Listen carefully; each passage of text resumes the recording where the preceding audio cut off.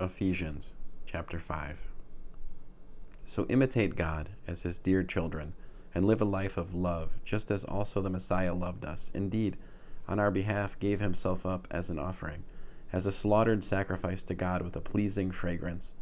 Among you there should not even be mentioned sexual immorality or any kind of impurity or greed. These are utterly inappropriate for God's holy people. Also out of place are obscenity and stupid talk or coarse language. Instead, you should be giving thanks. For of this you can be sure, every sexually immoral, impure, or greedy person, that is, every idol worshiper, has no share in the kingdom of the Messiah and of God.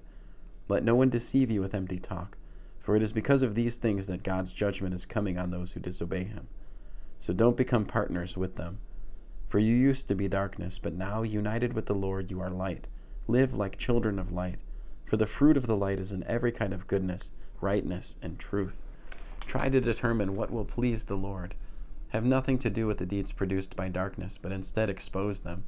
For it is shameful even to speak of the things these people do in secret.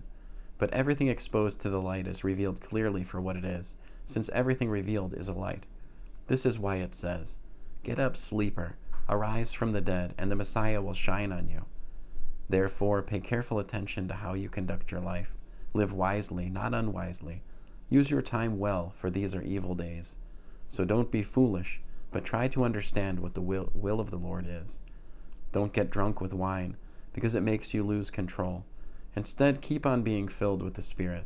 Sing psalms, hymns, and spiritual songs to each other. Sing to the Lord and make music in your heart to him.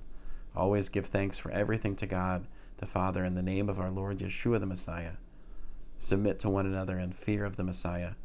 Wives should submit to their husbands as they do to the Lord, because the husband is head of the wife, just as the Messiah, as head of the Messianic community, is himself the one who keeps the body safe.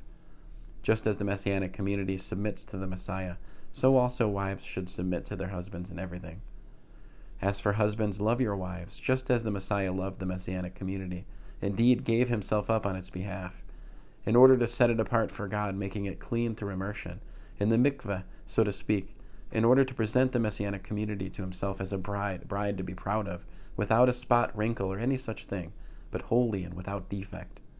This is how husbands ought to love their wives, like their own bodies.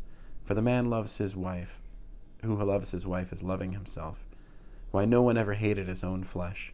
On the contrary, he feeds it well and takes care of it, just as the Messiah does the Messianic community, because we are parts of his body.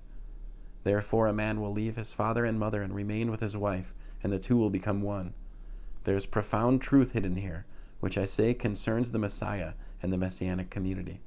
However, the text also applies to each of you individually. Let each man love his wife as he does himself, and see that the wife respects her husband. End of Ephesians chapter 5.